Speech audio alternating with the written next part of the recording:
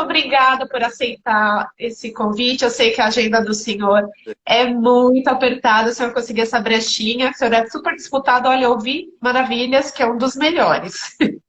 Não, mas tomara que eu consiga corresponder hoje aqui também, viu? Ah, com certeza. Obrigado pelo elogio. E é um tema, como eu falei para o senhor, eu falei assim, eu já vi vários ah, profissionais abordando sobre ansiedade, sobre depressão nesse período, né? Mas uma Sei, coisa que eu fiquei pensando há muito tempo é sobre os toques, né? Nesse sei. período assim. Mas, em primeiro lugar, qual a diferença? O senhor é psiquiatra e psicólogo, Isso. né, pela Sociedade Brasileira de Psicanálise de São Paulo.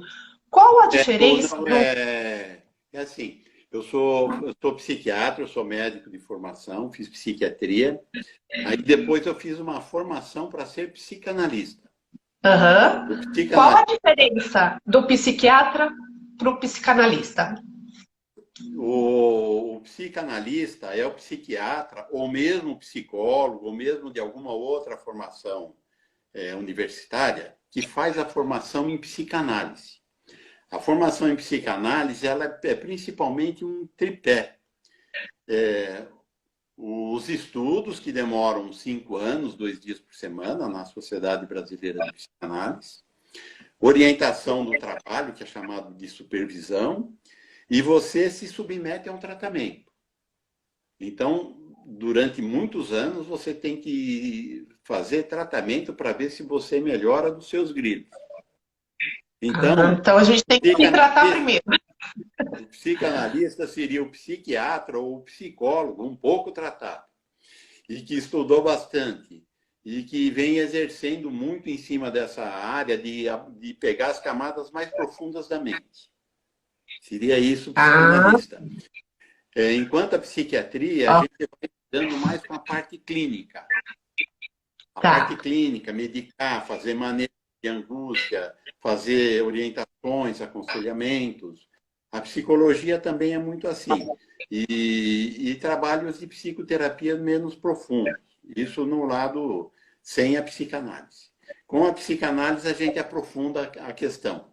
Vai mais para situações mais da infraestrutura da mente, das distorções que existem na mente, das angústias mais profundas, dos conflitos mais profundos, dos complexos, das fixações mentais, das fixações mentais que remontam, vêm desde a vida intrauterina, os primeiros anos de vida. É essa infraestrutura que a gente tenta lidar um pouco. Então, num primeiro momento, eu tô com algum problema, eu marco uma consulta com o psiquiatra. Aí ele pode me indicar uma psicanálise, é isso? Isso, que são trabalhos distintos. Então, o Sim. trabalho da psiquiatria, ele vai medicar. Ele vai medicar, né, principalmente. Então, vai medicar o toque, vai medicar a depressão, vai medicar o pânico, a esquizofrenia, vai medicar todos os transtornos, desde os mais leves, né, um toque, uma depressão, uma ansiedade, até os maiores, como a esquizofrenia, por exemplo, né? Se aí tem O senhor deve estar muito requisitado nesse período, né, de pandemia, com esse isolamento, distanciamento, que as pessoas confundem, né, a o quarentena com isolamento, com distanciamento, e os grupos de risco, né, que já estão sofrendo bem mais. E eu vejo, assim, o tema, assim, o toque. Qual a diferença deixa eu do só toque falar para a uma coisa. mania? Deixa eu só te falar uma coisa. Você falou que fica assim uma época assim mais alvoroçada. É impressionante. Eu até tenho conversado muito com um ou outro colega. A impressão que se tem, ou que se teria, é que estaria um alvoroço pessoal que faz tratamentos, ou pessoal que tem algum probleminha. Não é isso que a gente está observando. O que eu observo no meu universo de pacientes, eu tenho 2 consultórios, eu tenho aqui em São Bernardo e tenho lá em Araçatuba, onde eu fico 2 dias por semana. Então, são vidas bem diferentes, capital, interior, tudo bem diferentes. Mas tanto Lifestyle diferente. bem diferente. Mas tanto num local quanto no outro, assim, tanto os pacientes que estão em tratamento há bastante tempo, que já estão estabilizados, praticamente nenhum me telefona dizendo que está recaído nesses 40, 50 dias dessa pandemia? Ninguém. Se um ou outro telefonou. Fora Então, disso, estão estabilizados. Com o tratamento, eles estão estabilizados. estabilizados. Que Estabilizados. ótimo. E mesmo assim, de consultas novas, não tem aquela baita procura, nem a procura natural que tinha, eu não estou tendo. Tanto num lugar quanto no outro. Que bom! É bom saber isso. Agora, o que eu vejo, eu tenho algumas amigas que têm toque. Eu tenho umas manias, eu não sei se são. Misofonia eu tenho, né? Que é aquela irritação com ruídos, né? Com assovio, com mastigação, isso eu tenho. Agora, toque. Tem umas amigas que têm, não só de limpeza, como de organização. Isso. E nesse período, isso pode acentuar, e quem não tem pode desenvolver um toque. O toque, ele é uma característica um pouco diferente, mas mesmo meus pacientes com toque, que eu tenho bastante, também ninguém me telefonou. Ninguém me telefonou dizendo, doutor, eu estou recaindo, eu estou muito pior. Adriana, é incrível o que acontece. E não surge casos novos? Ainda não surgiu? Não, não. Tem tido menos consulta do que tinha, tanto aqui quanto no interior. E o impressionante é assim, isso que eu venho observando. Uma coisa é a pessoa começar a imaginar problemas e a outra é lidar com situações. As pessoas quase que não têm problemas em lidar com realidade, com o real, com o mundo externo, com as situações da vida, da realidade. As pessoas têm problemas em lidar com o que elas imaginam, com o que elas pensam, com o que elas sentem, com o que acham que vai acontecer, com os deveria, com tipo assim. É aí, nessa parte do mundo mental, que as pessoas têm problemas. Eu estou impressionado com essa situação do corona, dessa situação dos pacientes. Incrível, eu achei que os casos estavam pipocando, né? Não, interessantíssimo isso aí. Totalmente diferente. Mas deixa eu voltar um pouquinho, que eu quero entender a diferença de toque, de mania, o que é uma fobia, tique nervoso, cacuete, quais as diferenças? Então, seria assim. Então, deixa eu ver se eu explano um pouco mais assim as coisas da mente. Né? Porque a parte emocional, a parte do cérebro, a parte emocional, é diferente da parte orgânica. Do cérebro, da parte neurológica, onde o neurologista vai lidar com tumor cerebral, com acidentes vasculares cerebrais, isquêmicos ou hemorrágicos, compressões do cérebro, fraturas, essas coisas. A gente lida com a parte emocional. E a parte emocional, você vai vendo a pessoa que tem um transtorno de humor, que é a parte, vamos dizer assim, de tristeza, desânimo, perda do gosto, ou exacerbações, com euforias, com... É que nesse período está oscilando muito, né? As pessoas estão naquela euforia, com memes, com piadas, depois aquela tristeza, aquele recolhimento, né? Isso seria o lado do humor. Aí você tem o lado da ansiedade. Aí você tem os distúrbios de sensação, percepção, essas alterações mais psicóticas, do lado da esquizofrenia. Você vai tendo os problemas de atenção, concentração, você vai tendo os problemas, sabe? Você vai tendo os problemas de memória, você vai tendo também os problemas de invasões de ideias, né? Que seja o quadro dos obsessivos, invasões de pensamentos, invasões de sensações, pulsões invasivas na mente da pessoa. Quais os tipos de toque que existem, né? Quais os tipos? Que eu sei que tem de organização, então, você vai tendo esses tipos assim, onde a pessoa vai ficando mais para esse lado. Então, assim, esse tipo do toque, ele vai pegando mais para o lado dessas pulsões que invadem a mente, que é diferente da tristeza, do desânimo, que é diferente da ansiedade, que é diferente das fobias, que é diferente dos distúrbios de alucinações, delírios, de esquecimento, de concentração, atenção. Eu só estou te dando uns alinhamentos e Aham. você vai se aproximando do tipo de distúrbio que um ou outro tem, ou que a gente tem também. No caso do transtorno obsessivo e compulsivo, que pode ter mais predominância de transtornos mais conteúdos obsessivos, ou com ou sem compulsão. Você vai tendo.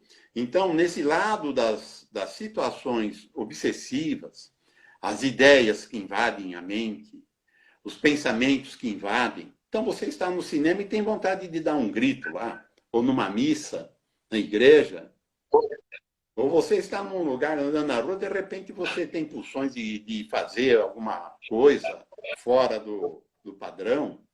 Essas invasões na mente, tá certo? Não sei se eu estou Sim. conseguindo ser claro. É que eu falei assim, eu sempre tive, eu não sei se isso é um toque, é uma mania, Tá. desde pequena. Quando alguém espirrava ou tossia perto de mim, eu prendia a respiração até eu sair de perto ou a pessoa sair de perto de mim. Isso há E seria muitos o anos. medo. Aí eu também não sei se isso é uma Então, mania ou se é um toque. isso daí seria assim um receio, um medo, alguma coisa Tá. de não querer se contaminar. Certo? E não querer se contaminar, aquela pessoa pode ter algum problema. E essa situação de contaminação, ela é mais abrangente. Se a pessoa ela sai de casa, se ela tem assim essas características do toque, ela sai de casa, então ela acha que pode ter se contaminado ao pegar em algum local do ônibus, ou pegar em algum local de alguma porta, ou de algum portão, ou em algum banheiro, e a pessoa tem um medo de contaminação, aí é os mais diversos tipos de contaminação. São De não ideias deixar ninguém encostar, né? Não ter, de não ter contato com ninguém, né? De isso. toque. Mas isso, você Toque vê. do toque. Mas isso, Adriana, é em nível da mente. Não quer dizer que a pessoa se contaminou, não. Ou que o outro esteja contaminado, ou que os ambientes estejam contaminados ou não. Agora, entrou uma amiga aqui que ela é de organização. Ela tem De um organização. monte de bibelô, um monte de bibelô. Se você tirou do lugar, ela fica assim, tensa para colocar os objetos no mesmo lugar que a gente tirou. Essa é Então, de organização. E eu conheço porque, pessoas de acumulação, de porque compulsão para vai tendo, comprar. porque vai tendo um incômodo, uma ansiedade. A pessoa vai tendo uma inquietação. Se ela não arrumar aquele objeto, se ela não deixar tudo uniforme, se não deixar do jeito dela, É se você, André. é a própria, né? Ela entrou, ela sou eu, já se identificou. Então, Que a gente até são brinca, né? características. Isso, até brinca. Tem que dar os toquinhos para não contaminar, para não pegar algo mal. As pessoas vão tendo vários tipos de rituais. Aí já entra uma compulsãozinha, tá certo? E aí vai sendo, para não acontecer aquele mal, tá certo? Às vezes a pessoa tem essas compulsões de arrumação, ou para não acontecer o mal, a pessoa fica se lavando, fica se desinfetando, fica se Tá. arrumando. Então, no meu caso lá de prender a respiração, é uma mania, não é um toque. É uma. Então, essa mania, porque você tinha perguntado aí no começo, o que é a mania e o que é. O Então, assim, toque. o toque.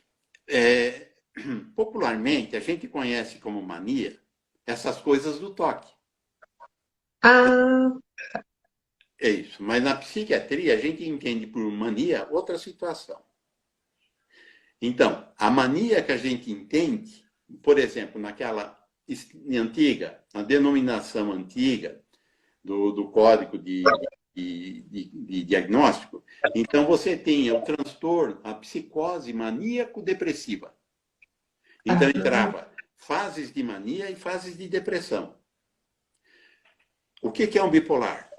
Que é o psicótico maníaco-depressivo do passado. Quando a pessoa só tem depressão, depressão, depressão, depressão, é unipolar.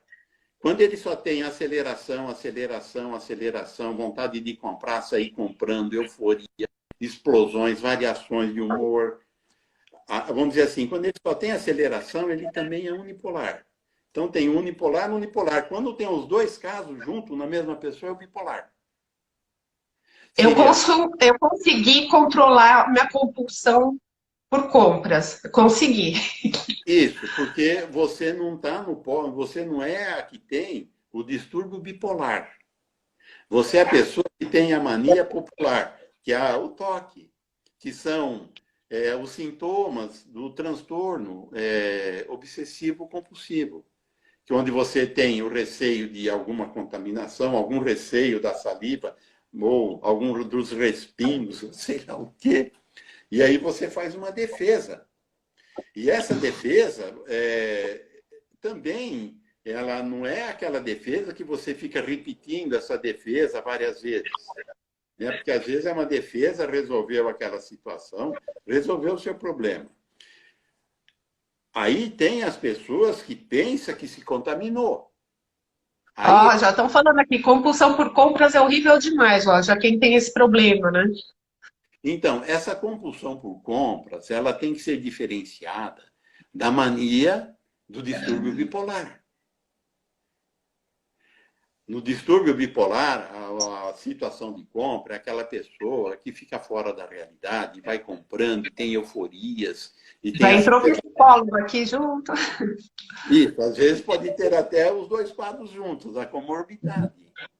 E nesse momento, agora que eles estão incentivando a compra online e as pessoas em casas deprimidas, esse distúrbio pode se acentuar? Então, aí é uma variação de pessoa a pessoa. Isso que eu estava te dizendo, os meus pacientes, eles não estão piorando. Pelo contrário, frente a um problema real, frente a um perigo real, Adriana, é diferente do frente ao perigo imaginário. Estou ouvindo a senhora, eu estou prestando atenção aqui, ó. Tem uma pessoa, a vida pessoal está a 10, sem nenhum problema. Por que a depressão consegue atingir essa mente? Porque, vamos dizer assim, a vida da pessoa está 10. Só que isso é a vida. Outra coisa é o interior mental. Aí essa pessoa pode ter tendências à depressão, como tendência ao toque, tendências a pânico, tendência à ansiedade, tendência às fobias, tendências à esquizofrenia, tendência bipolar. Tem gatilhos que acionam? Então, gatilhos mentais? Isso, então seria assim, você vai entender fácil. Então, assim, a vida, ela é complicada para Deus e todo mundo, certo? Sim. Aí, a vida é com problemas. Cada um vai lidando com os problemas do jeito conforme tem a infraestrutura da mente dele. Se ele vai agindo de uma forma toque, com repetições, com dificuldades com lidar com riscos de contaminação, com ideias repetitivas, invasivas que perturbam, e vai tendo rituais, ou a pessoa vai tendo tristeza, desânimo, ou a pessoa vai tendo medo, fobia, ou a pessoa vai ficando um pouco esquisita, ou a pessoa vai tendo um caráter estranho, sabe? Então, é conforme a infraestrutura que tem na mente de cada pessoa, frente à vida, os problemas, os traumas, os conflitos, o sofrimento, vai se desenvolvendo dentro da estrutura que é. Opa, o online aqui. Tem uma pessoa aqui falando assim, para deixa eu explicar sem interromper. Aqui eu tenho que fazer várias perguntas, nós temos 1 hora só, né? De live. Bem, tá, mas deu assim para entender que, por exemplo, Sim. se a pessoa tem aquela tendência à depressão, os problemas da vida dela que vão acontecendo vão aumentando aquele caminho da depressão. Quem tem aquela tendência a transtorno obsessivo-compulsivo, frente aos problemas da vida, ela vai encaminhando para o transtorno obsessivo-compulsivo. E assim vai indo para o lado do pânico, da ansiedade, conforme a infraestrutura da pessoa. A mente vai encaminhando, vai lidando com as situações conforme tem aqueles mecanismos de defesa da infraestrutura da mente mais pendente para o toque, mais pendente para a depressão, mais pendente para a fobia, mais pendente para, sabe? E isso é só adultos ou as crianças também podem desenvolver toques, já vem. As pessoas já vêm com as tendências delas. Se elas já vêm com uma tendência, uma organização... Porque uma coisa é você ter um caráter obsessivo-compulsivo, um caráter depressivo, um caráter ansioso. E a pessoa desenvolver o toque, desenvolver a depressão, desenvolver a ansiedade. A outra coisa é a pessoa não desenvolver os transtornos e sempre ter aquela infraestrutura daquela característica dela. Ótimo. Então, ótimo. Deu assim para... Aí, sim, tá, não, tá ótimo, tá a explicação do senhor muito... Aí a pessoa vem com uma infraestrutura mais organizada, quer tudo arrumadinho, não quer nada bagunçado. Se alguém bagunça, ele já sai nervoso, sai brigando, sai descontrolando, já fica nervoso, vai obrigando todo mundo a ter aquele ambiente com aquela pessoa que tem aquele caráter obsessivo. E a pessoa quer tudo arrumadinho, vai acostumando com ele. E o bagunceiro, o acumulador, também é um toque, né? A bagunça, a acumulação. É o outro lado. É um outro lado. Ele pode ter, ao invés de ele acumular para o lado de moedas, um jogo de moedas, um jogo de esses hominhos, super-heróis da infância, as bonequinhas da infância, as figurinhas, objetos assim, a pessoa pode desenvolver para outras coisas. Tudo que pega, tudo que tem de velho vai encostando, vai encostando, vai encostando, vai fazendo aqueles transtornos mais grosseiros assim. Mas não são todas as pessoas, Eliana, que têm assim na infância aquele caráter. Você vê que tem um caráter obsessivo, que tem um caráter ansioso, que tem um caráter... Pode ser genético? Isso pode ter assim umas pitadas a mais da genética. E os problemas que vão acontecendo na vida podem desenvolver isso. Isso. E depois tem também os traumas. Os traumas, tem os problemas da vida, do dia a dia da vida. Uma coisa são os problemas, os sofrimentos comuns, as frustrações, as desilusões que você tem, eu tenho, ele tem, nós temos, todos têm. Né?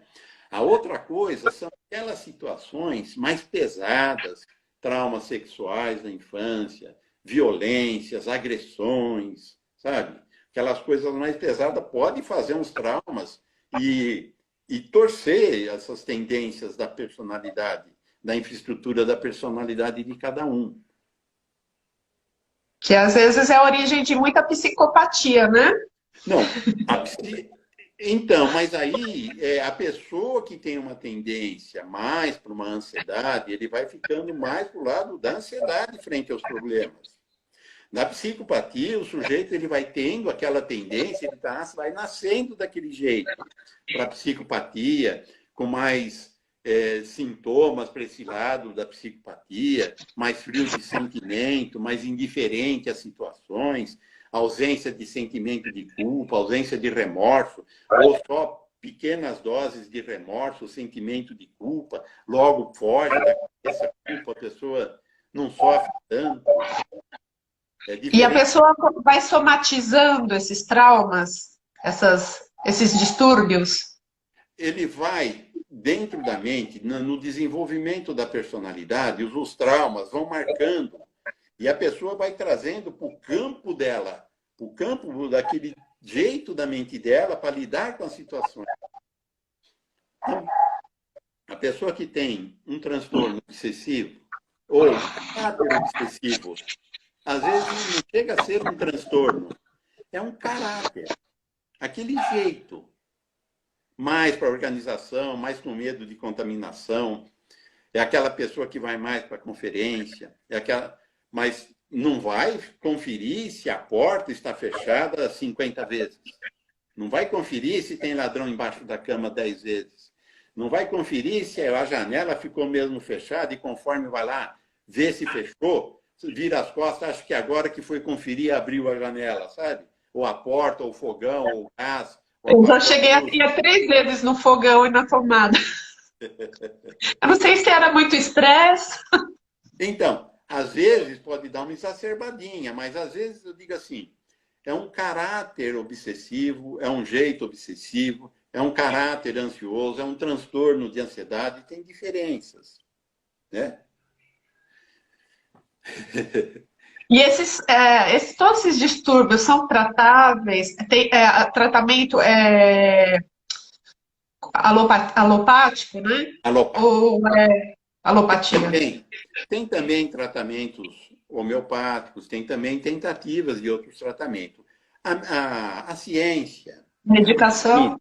a medicina, dentro da medicina, o Conselho Federal de Medicina também reconhece o homeopata, tudo como ok. Tem também fundamentos. Agora, tem os casos indicados para eles. Mas eu digo assim, a medicação, tarja preta, que resolve.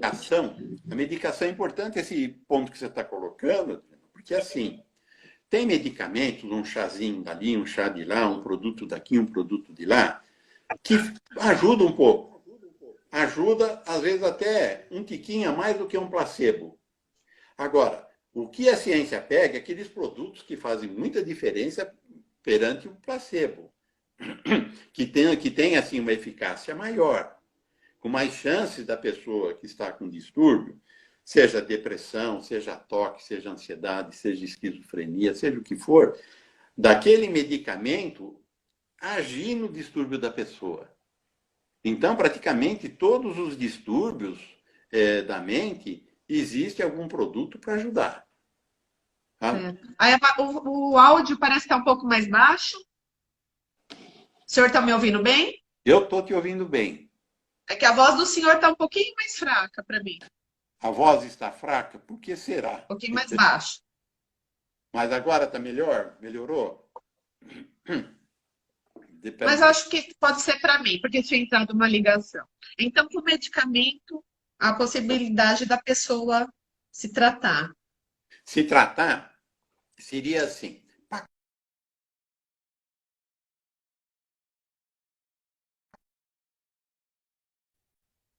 Coisa é a química do cérebro alterada.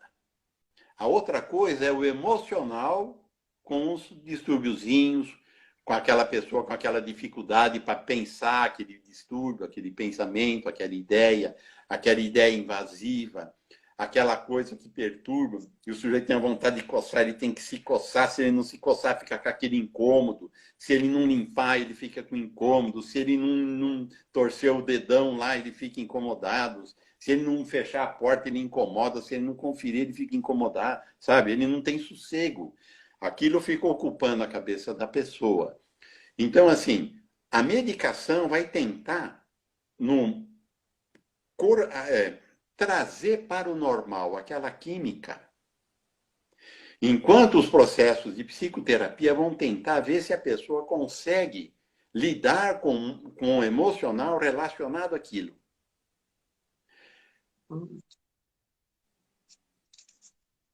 E agora? E aí você Pode tem... falar. Então você tem esses tratamentos, normalmente...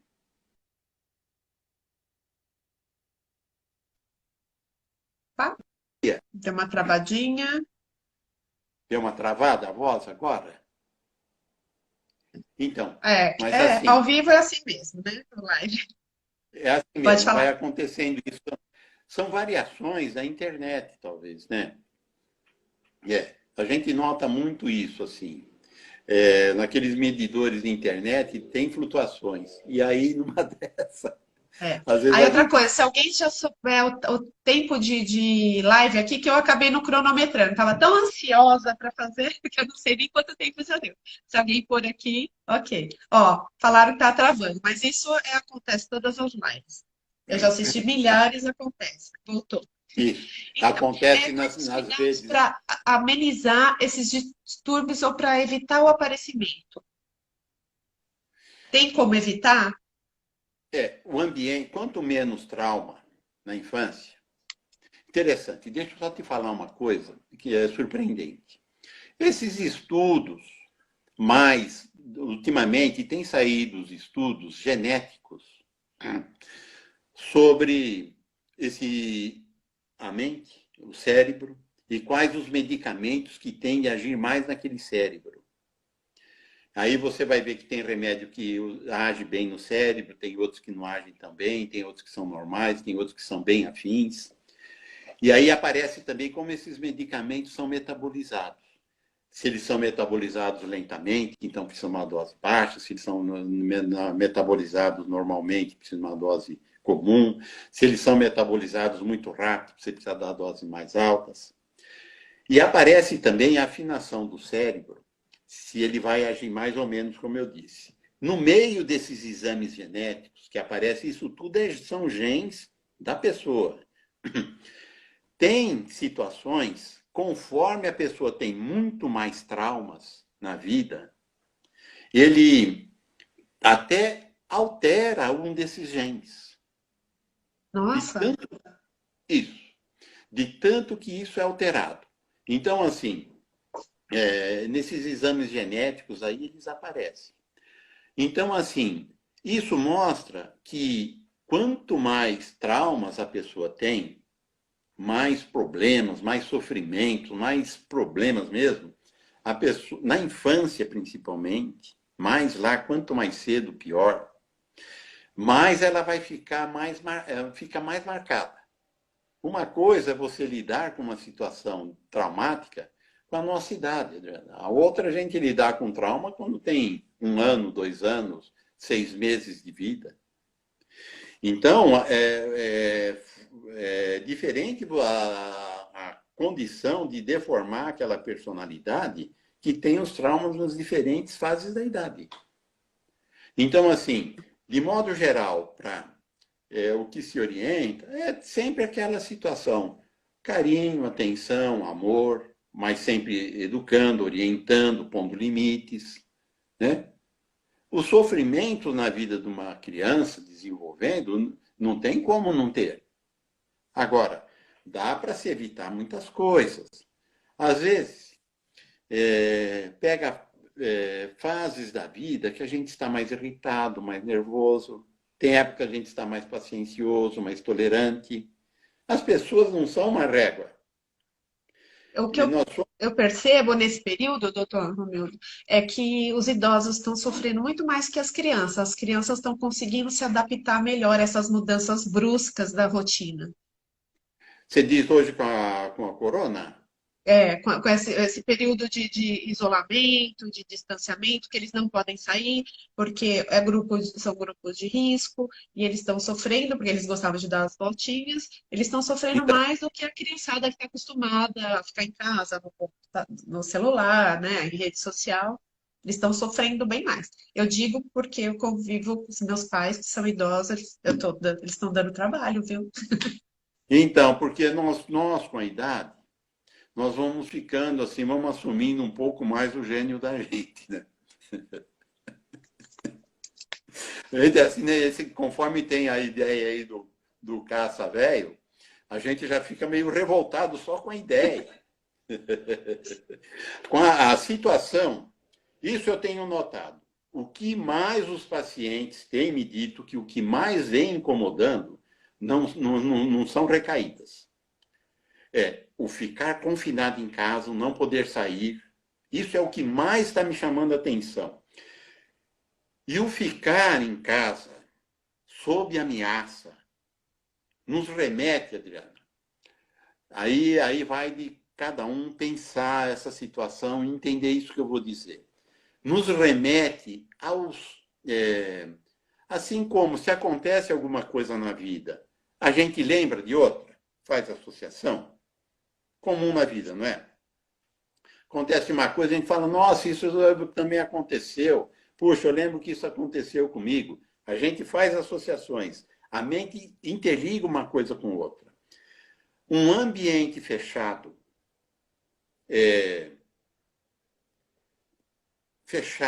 com risco, nos leva a situações de enclausuramentos. Tá certo? Então, vamos dizer assim, nos remete até situações de vida intrauterina, ok? Imagina. Então, agora é a imaginação. As mães vão entender bem isso. Uma criança dentro do útero, por exemplo, ela está numa fase, ela vai desenvolvendo dentro do útero, tudo calmo, tudo tranquilo, tudo uma maravilha. Se a mãe não tiver uma perda importante, não tiver um sofrimento importante, situações graves de saúde e tal, a criança vai se desenvolvendo num clima muito ameno, muito legal. Nas proximidades do trabalho de parto, tem a descida da barriga. A descida da barriga é uma diminuição do espaço intrauterino. Esse espaço intrauterino, onde a criança, no caso o feto, ele se encaixa, se preparando para o trabalho de parto, ele diminuiu, nessa diminuição de espaço, ele já ficou com um incômodo, numa situação diferente. Começam as contrações uterinas, ele começa acordado no trabalho de parto, tá certo? E ele termina desmaiado quando nasce, tá certo? Então, ele sofre traumas aí. Ele sofre. No útero já sofre trauma. Imagine, ele tá acordado, tá certo? E ele nasce e você tem que bater na bundinha dele para ele acordar, muitas vezes. Ai, olha que menina falando que já está quase terminando. E tem muita gente com muitas perguntas. Se o senhor topar outro dia uma outra live, daí a gente vai listar todas essas perguntas. Vamos aprofundar. E deixa eu fazer uma perguntinha aqui, a última. O senhor acha que muita gente vai desenvolver essa síndrome do pânico nesse pós-pandemia? O pós-pandemia é diferente da pandemia. Aí eu também não sei como vai ser. Aí eu posso dizer como foi, como andou acontecendo da vida de muita gente depois do pós-maremoto, sabe? Os pós-maremotos da vida, as pós-pandemias da vida. Aí que a pessoa, ela lidou com a realidade. Você vê, as pessoas estão lidando com a realidade. Elas estão todas assim, conforme o arrumadinho do toque, as pessoas estão no arrumadinho com as coisas. Vai no supermercado, compra, tem a maneira dela lidar, ela lida com aquela realidade para ela não se contaminar. Ela chega em casa, ela deixa o sapato lá fora, ela está lidando com a realidade para ela não se contaminar. Equivale a você arrumar os objetos, tá certo? Com a realidade, as pessoas estão lidando muito bem, acho eu. Com a realidade. Aí termina essa realidade dura, passou essa porcaria da pandemia, que parece que já estamos no pico, daqui é para a descida. E aí vem, depois disso tudo, assentar esse poeirão, as pessoas que tiveram mais problemas, essas pessoas vão passar a lembrar dessa situação, vão sair daquela situação do salve-se quem puder. Aí a pessoa começa a pensar aquilo e aí vai ter que lidar com essa situação ou com essas situações emocionais. Aí que a pessoa enrosca. Eu ando muito ansiosa. Ó, o senhor topa a hora que cair, a gente voltar, que o pessoal está querendo mais. Tá bom. Tá bom. Né? Daí a gente vai desenvolvendo mais assunto, o senhor pode falar à vontade, o pessoal fazer perguntas, né? Porque é um assunto que rende muito. Rende muito. Tá. Eu algumas vezes, eu fui aqui na TV Mais, eu tinha um outro canal aqui no Grande APC, e depois do programa de 1h30, eu vinha com um calhamaço, assim, de telefonemas e perguntas das pessoas. Eu ficava um mês telefonando para as pessoas. Ah, ainda tem 18 minutos, dá, tem chão pra gente papiar ainda. Tá muito bom. Mas é isso que eu estava dizendo. Uma coisa é a pessoa ou as pessoas lidarem com a realidade. A pessoa está lidando com o real. Como se defende da ameaça real. A outra coisa é como a pessoa depois vai lidar com o que ela pensa, com o que ela imagina, com o que ela sente, com o que ela sentiu, sabe? Com a mente. Aí não é mais com a realidade externa. Aí é com o mundo interno. Aí é que vem os problemas. Depois da pandemia.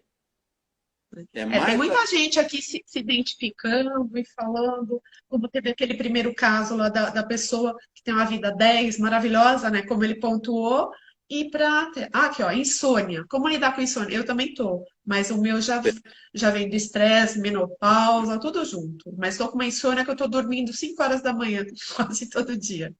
Então, a insônia, ela, hoje em dia, a ciência está vendo assim.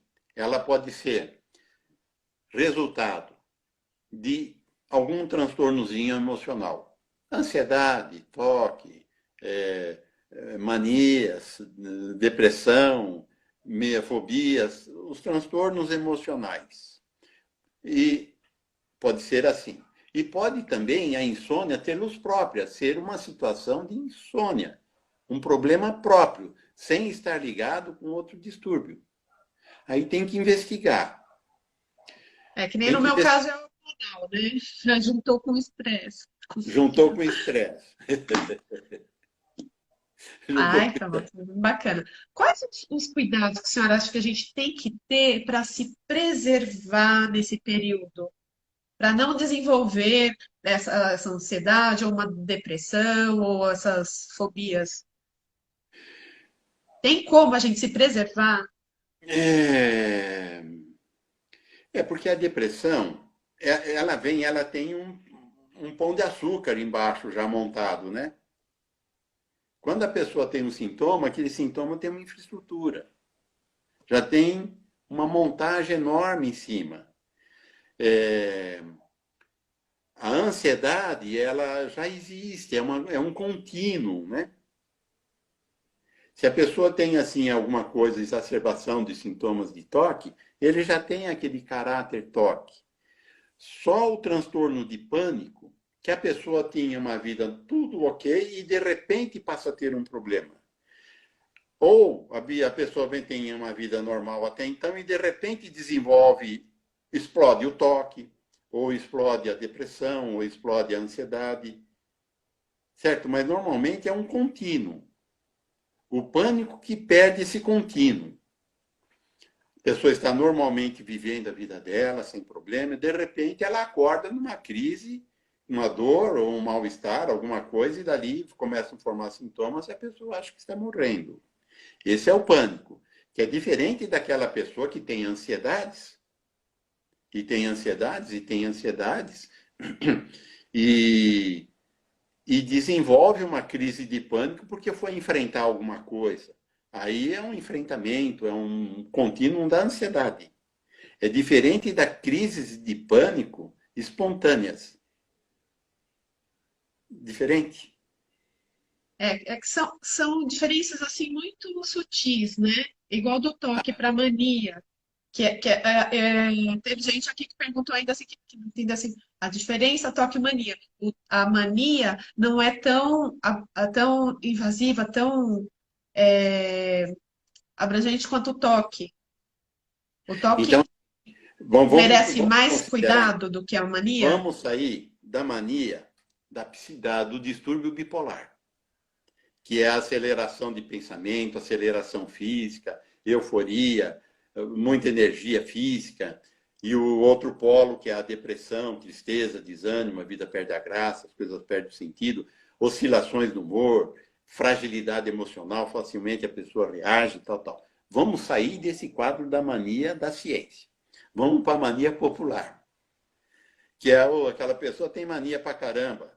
A mania pra Deixa eu caramba. exemplificar. Eu tenho mania de lavar as mãos ou de deixar tudo do meu jeito. Mas aí eu tenho aquelas pessoas toque que eu só vou pisar onde tem aquele piso, a parte preta. Se for xadrez ali, a pessoa fica maluca.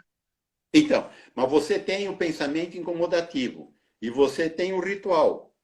Você tem um ritual da arrumação, você tem um ritual de não pisar nas coisas branca ou preta. Você tem os rituais de abrir e fechar a porta, ver se o gás está fechado 50 vezes. Você tem a contação, se caso vem uma ideia na sua cabeça que pode acontecer algum mal com alguém, aí você conta até 3, mas aí você se atrapalhou, você viu que eu falei 3 errado, então agora eu vou ter um castigo. Eu tenho que contar 3 vezes 3, aí eu não contar 3 vezes 3, aí eu erro, aí eu tenho que contar 3 vezes 3 vezes 3, sabe? Então, uma coisa é a ideia, a outra são os diferentes tipos de rituais. É que São nesses rituais daí diferentes. já é sofrível, né? A pessoa já sofre Isso. Então, ele tem as ideias obsessivas os atos compulsivos. E as compulsões de limpeza, de arrumação, de se defender, de contaminação, de não pisar aqui, de abrir lá, de conferir. O pessoal falando para salvar a live, com certeza vou salvar essa live para eu colocar lá no YouTube. Podem ficar tranquilos. Conseguir ser claro nisso? Uma coisa Sim. são as ideias obsessivas, as outras são os rituais Ok. compulsivos. Ó, a pessoa perguntando assim, Nisso se você ela tem. está tendo crise de euforia, se é normal nesse período. Então, a crise de euforia. Então, aí, assim, se a pessoa fica ali aprisionada, tem preocupações, está tendo angústia, está num risco, fica ali, tem coisas para fazer, tem ansiedade, a mente pode sair um pouquinho da caixa. A estabilidade mental pode sair um pouco, sabe? E nisso pode exacerbar sintomas, sim, pode até ter alguma recaída, pode ter até sintomas novos, formar crises. Só que, na minha observação, hoje, nos últimos 40 dias, eu estou tendo menos procura do que eu sempre tive. E os Nossa, que pacientes. notícia boa, porque eu achei Boa! que tinha inúmeros novos casos, né? Não, as E tem a pessoas medicação para. Me fizeram uma pergunta aqui, se tem medicação assim, eficaz para depressão. têm. São os antidepressivos. Para situações bipolares, também tem os estabilizadores de humor. Tem remédio para as coisas fora da realidade, tem os antipsicóticos. Os antitoques também são os antidepressivos. Para a ansiedade também tem. Para as fobias também tem. Para atenção, concentração também tem. Sabe? Olha aqui outra pergunta. Feitos os tratamentos, a pessoa volta a ser uma pessoa normal na sociedade? Aí entra uma Com pergunta em cima dessa. O que é ser normal hoje em dia? Então, mas seria assim, vamos dizer assim, vamos pensar que essa pessoa tenha se referido à depressão, ou mesmo ao toque, ou mesmo ao pânico, ou mesmo à ansiedade. Então, vamos pensar. Ou mesmo ao transtorno bipolar. É para a pessoa voltar ao normal dela, ou muito próximo do normal dela. Sabe? Principalmente, isso é o mais importante de tudo. Normalmente, a pessoa, conforme tem alguns sintomas, ela deve procurar sintomas emocionais, estou falando. Né? Conforme ela tiver, a primeira crise é se tratar. Porque a nossa chance maior e da pessoa é no tratamento da primeira crise. Não é a pessoa ficar se controlando até sair da depressão, porque a depressão sai espontaneamente. O pânico, às vezes, sai espontaneamente. Às vezes, os descontrolezinhos de toque, a pessoa sai espontaneamente, ou de fobias. Mas não interessa esse controle. É melhor ir num tratamento. A chance da pessoa ter uma segunda crise com um tratamento é menor do que se ela se controlar. As pessoas têm a impressão que se elas se controlar, elas vão ficar mais robustas para o futuro. Não. não fica o mais robusto do futuro. Então, o senhor indica já quando a pessoa sentir esse incômodo, ah, de algum distúrbio, já procurar ajuda. Isso, mas não eu. A ciência no mundo. Sim. Importante, é uma diferenciar, senão fica uma coisa Outra minha. pergunta aqui, tem pessoas que precisam tomar remédio para o resto da vida? Isso, tem. Tem, mas é assim, vamos dizer que a pessoa teve uma crise de toque, ou de fobia, ou de ansiedade, ou de depressão, e se tratou ou não, se não se tratou, ou se tratou com pouco tempo, ela vai ter mais chance de ter a recaída, a segunda crise. Se tratar a segunda crise, medicar direitinho, ou se não tratar direito, ela pode ter uma terceira. Quanto mais crises for tem, mais cronifica o mal. E as chances, e cronificando o mal, aí os medicamentos tendem a ser eternos. Igual remédios para diabetes, hipertensão arterial, né? Para colesterol, assim, para os distúrbios crônicos. Vai se tornando um distúrbio crônico. Por isso, por exemplo, vamos pegar a depressão, que a gente tem dados assim um pouquinho mais sólidos. A pessoa tem a primeira depressão. Se é 50% dos casos, tem a segunda, se não se tratarem, ou se não se tratarem direito. Já, se elas se tratarem direitinho, Adriana, melhorou da crise, voltou ao normal, respondendo aquela outra pergunta. Trata pelo menos de 1 a 2 anos, conforme a cartilha quer. A chance dessas pessoas terem uma segunda crise cai para 30%, não 50%. Então, de 100 pessoas, ao invés de 50 terem a segunda crise, vão ser só 30. Aí você pega essas pessoas da segunda crise, não se tratam. As que não se tratam, a chance de ter a terceira crise, ela aumenta para 70% da chance dela ter a terceira. Se não se tratar na terceira, a chance de ter a quarta é quase total. Agora, se tratar na segunda, a chance de ter a terceira cai para 50%. Uma pergunta boa aqui. Esse medicamento vicia? Esses Não, medicamentos, esses medicamentos, aí são vários tipos de medicamento. Então, você tem os tarjas preta. né? No caso da tarja preta. O tarja preta. O tarja preta são remédios com possibilidade de formação de dependência física, ser usados por períodos longos, de alguns anos, doses altas. Normalmente a gente não faz isso.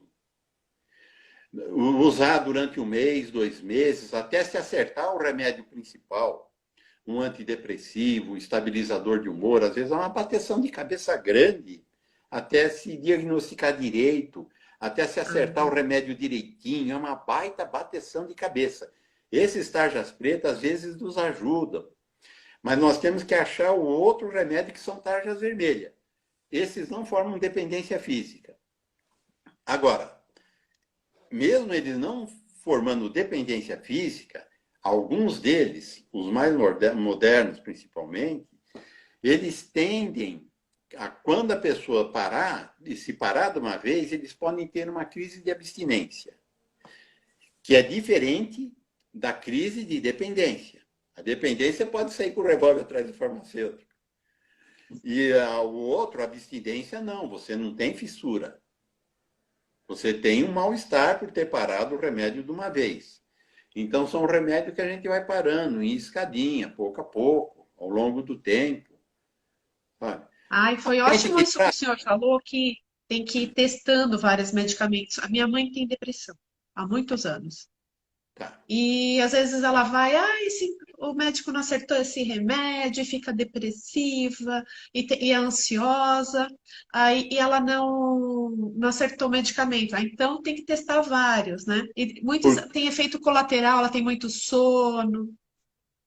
Adriana, para você ver os trabalhos assim do mundo, vamos dizer, chega um paciente, por mais que a gente seja assim, tenha uma habilidade mais ou menos para lidar com essas questões da mente e dos distúrbios, os profissionais mais assim, é em torno de 40% de acerto. 40. Imagina. Então, você usa um remédio. A chance daquele remédio dar certo para aquela pessoa é 40%. De cada 100, você vai acertar 40. Esses 40, alguns ainda vão desenvolver alguns distúrbios, principalmente de libido, outros ressecam o intestino de uma maneira cruel, outros causam, sabe, outro aumenta o apetite de um jeito medonho, outro diminui o apetite. São, sabe, outros causam algum outro distúrbio de fígado, que você tem que estar seguindo se alterou o fígado ou não. Então, você tem que estar muito atento com o organismo, com os efeitos colaterais e com o benefício. Hoje existe, Adriano, embora custe aí 3, 4 mil reais, hoje existe exames genéticos que podem dar o perfil daquela pessoa, do cérebro, da genética daquelas pessoas, de como ela vai recepcionar os medicamentos que são usados no cérebro dela.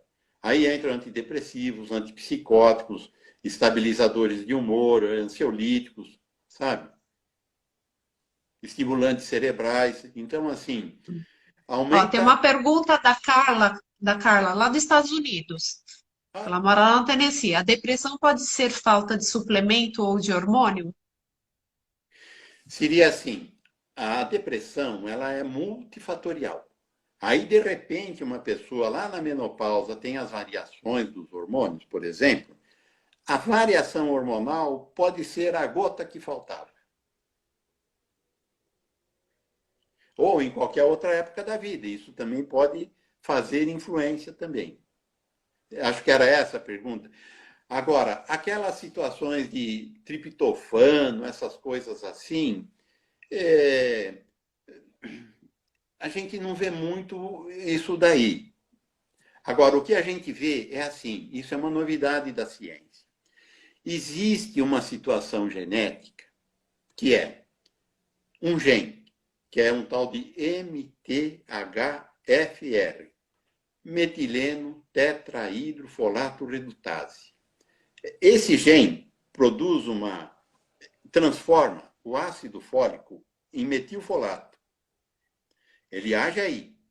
Esse metilfolato vai daqui, vai de lá, vai transformações, acaba na produção lá de serotonina, noradrenalina, dopamina. Inibe também a ação de uma enzima, que é uma tal de COMT, que dificulta destruir as enzimas Em cerebrais. 25 segundos Tá. restantes. O senhor Se topa caso a entrar? pessoa tiver alteração nesse MTHFR e transformar menos em metilfolato, essa pessoa, às vezes, nessa situação, ela passa a ter problemas, tem mais chance de ter problemas, assim, emocionais ou mentais, né? Fechou. Vai cair, o senhor pode